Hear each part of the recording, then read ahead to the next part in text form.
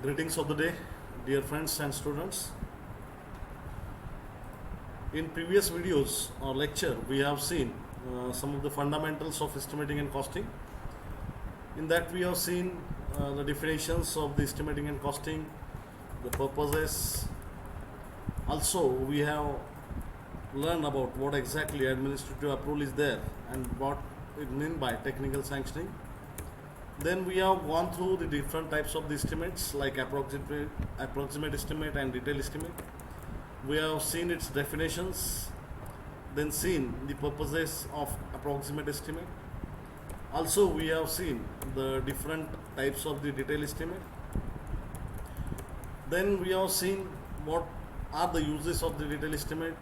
Then also we have seen roles and responsibilities of the estimator and seen these are the checklists what we are using in load bearing structure and RCC structure and its importance. And in last lecture we have also discussed that. In next lecture we are going to see these contents, that is unit of measurements, desired accuracy, because what exactly is required whenever a person is going for an estimating and costing. First of all, he should know the units of measurement of each item of work and the material, because what happening when we are going to calculate any of the quantity, first of all we should know that in what unit of measurement that quantity is going to be calculated, because if your quantity is going to be calculated in meter square, then you should know that for this particular item you are going to take two different measurements, that might be length and width or that might be length and height, because for calculating area or unit in meter square you should require only two units or two lengths and widths. So that's why for calculating any of the material you should know its unit of measurement. That is what we are expecting, and that's why the first and foremost thing is that you should be aware of the units of measurements of each item of work. For this we can refer the DSR that we are going to see in next upcoming lecture. But remember that this units of measurements plays a very important role for going for calculation or calculating the quantity of item of work, because for this particular thing I will give you an example. अगर आपको market में से समझो कोई item purchase करना है या दुकान में से आपको कुछ सामान खरीदना है, so what you will do, आप अगर दुकान में जाओगे और पूछोगे कि मुझे 1 लीटर शक्कर चाहिए, तो can you bring it? Not possible at all, because you don't know the quantity to be purchased of the sugar. It is going to be purchased in kg or it is going to be purchased in liter, and that's why the person who is dealing with you in the shop will make a fun of you. And that's why whenever you are going for calculating any of the quantity, the first and foremost thing is that you should be aware of units of measurements. That's why we are going to prepare a list of the item of work and its unit of measurement from DSR. What exactly this DSR is there, we are going to again see in next upcoming lectures. Then the next thing is that the desired accuracy as per IS 1200.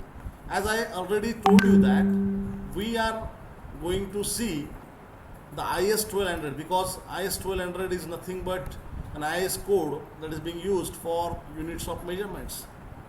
Again, this content we are going to see this IS 1200, and according to the IS 1200 what are the limits, that up to what decimal the calculation should be accurate. So that we are going to see in next upcoming lecture. So these two things we are going to see in next upcoming lecture: the unit of measurement for different item of work and desired accuracy as per IS 1200. So we are going to see actual IS 1200 for the study purpose, and how to get desired accuracy from that IS 1200, that we are going to see in next lecture. So first of all, the next point is rules of deduction for opening as per IS 1200. As I already told you that this IS, Indian Standard 1200, this IS code is being referred related to the unit of measurements and the calculations for deductions and these all. That's why we are going to see the different criterias dependent on this IS 1200. So basically what is happening, whenever we are calculating the quantities of the brickwork, plastering or pointing, at that time we are considering that particular item of work as particular solid item of work. For example, if I am interested to calculate any item, for example, say that if a wall is there of having 3 meter width and height of 3 meter, and in that particular thing we are having brickwork openings for door and windows. So at the time of calculation, what we are doing, at the time of calculation we are calculating that particular wall as a solid wall, and we are supposed to deduct for that particular openings. But again, going for that particular deductions of the opening, some of the rules are there, and every estimator must have idea about these rules of deductions for opening, and that will be according to the IS 1200. So this also we are going to see one by one in detail. Then after understanding these two things, we are supposed to go through the sequence of execution. What exactly the sequence of execution is there, because why this thing is important? Because this thing is important as whenever we are going for calculating the quantity, in checklist also I have informed that the item of work whichever we are going to construct, that and every estimator should know, because of that when you are calculating the quantities, no any item of work should be forgotten, because if any of the item is forgotten in estimating, what will happen? Think about it. अगर आपने calculation करते time में suppose एक जो item था वो आपके calculation में आपको ध्यान में ही नहीं आया कि ये काम करना है, और एस्टिमेट बनाते टाइम में आपने उस आइटम को जो कैलकुलेशन करना था वो आप भूल गए, so it will directly affect on the total cost of the project, because what will happen if that item is not being calculated, it's quite obvious that its cost will not be included in estimate. आप calculation करते time में वो तो add नहीं होगी, लेकिन जब आप फाइनली उसका जब कॉस्टिंग करेंगे और एग्जीक्यूशन हो जाएगा तो एग्जीक्यूशन के टाइम में तो खर्चा लगने वाला है, and at that time the problem will rise, and that's why the sequence of execution also plays an very important role to be understood by every estimator. Then what exactly brief description is there, specifications are there of any item of work as per PWD or government. This PWD is nothing but Public Works Department, which is a government sector or particularly government authorities that is looking after the every kind of the work related to the construction, and that's why this DSR, what we have seen, that is district schedule rate, is being published by this Public Works Department. We can have a look on that DSR. Just have a look. This is the DSR of the Maharashtra Jeevan Pradhikaran. Every different departments are going to be published this DSR. So likewise, this DSR is being there, in which all the different types of the rates, materials, and all the costs are being included. So as I already told you that whatever we are referring, that will be related to the PWD, so that also we are going to see. Then in this particular chapter we are supposed to see some of the formats, that is measurement sheet.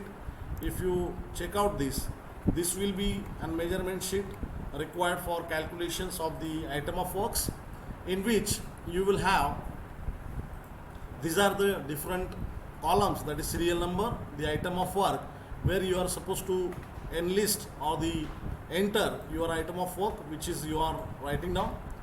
Then how much numbers are there that you are supposed to enter, length of that item, width, height of that particular item, and after calculating all these 4 items you will get quantity and total quantity, and if any of the remark is there. So likewise you are having a measurement sheet to calculate any of the quantity of work.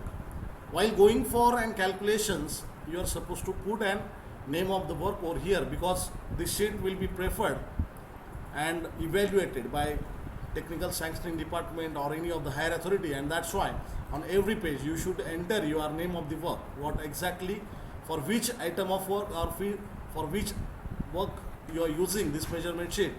That should be mentioned over here, that should be kept in mind. This is the measurement sheet for calculation of quantity of item of work. Okay, now after once we have calculated the quantity of item of work, then it is necessary to calculate the cost of the item of work. So this abstract sheet will be used for calculating cost of the work or cost of the item of works and the cost of the project as well. So this is the basic things that you should be aware, that measurement sheet is being used for calculating the quantities and abstract sheet will be used for calculating the cost, wherein here will be only some of the lesser number of columns where you can see that serial number, particular of the item of work, whichever item you are written over here, that will become on this page as a particulars of item in brief. Here you will write down specification, you will write down its unit. If it is in meter square, so you will write down here unit is meter square for this item of work. Then the quantity whatever you have calculated over here for any item of work, that will be taken on this place. Then rate of that particular item of work depend on this unit of measurement will be written over here. And lastly, in abstract sheet, the amount of every item of work will be calculated by multiplying quantity into rate. So this calculation will be there and you will calculate the amount. So these two different sheets we are going to refer for our particular work. After preparing these both the sheets, we will have a face sheet wherein we are supposed to show the face sheet is nothing but we can say that it is a front page of every report where the direct details will be mentioned, where you are supposed to write down the estimated cost of the abstracted items for ground floor, that will be here cost got from abstract sheet. Then estimated cost of the abstract item for first floor, that will be written over here. Then the addition of these two will be here. Then water and supply sanitary charges in between 4 to 8%. How this selection should be done, that we are going to study in next lectures. So that will be added. If I am considering 4% for water supply and sanitary charges, so 4% into this total cost will gives me the cost for this water supply and sanitary. Then electrification charges will be added here, 5 to 10%, that will be also taken. Then other charges, if any, for AC, lifts, etc., that will be added, and all the calculations will be added and total cost will come over here. After that, the 5% of contingency has to be added over here. The 5% for contingencies, this contingencies is nothing but the unforeseen expenditure. Somewhat, if at the time of the construction some of the unknown things are being happened, and for that activity I am supposed to expense some of the cost, so that will be come up over here with this 5% cost. Then 2 to 2.5% for work charge establishment will come up over here, and finally you will get the total cost of this particular project, and this will be called as a face sheet. So like this, this was the last lecture, we can say that, for this, or the last content of this particular first chapter of the fundamentals of estimating and costing. Only the things we are supposed to see, the unit of measurements, desired accuracy, and these rules that is remaining, that is going to be covered in next upcoming lectures. So keep studying and keep understanding this everything, and keep taking notes for every item of work. So thank you very much.